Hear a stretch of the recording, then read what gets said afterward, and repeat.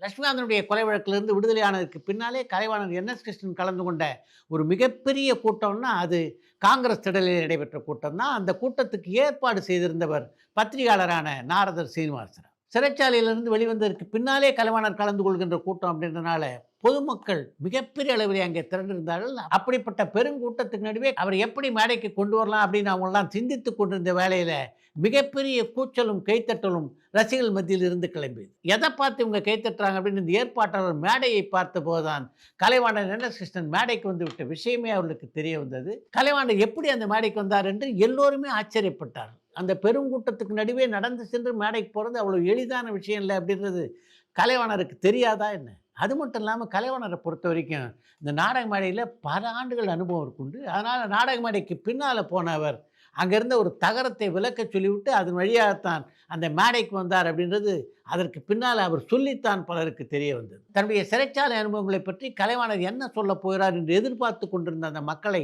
ஏமாற்றாம, அவங்க சிரிக்க சிரிக்க ஏறக்குறைய 1 மணி நேரம் அந்த விழா மேடையிலே பேசினார் கலைவாணர்.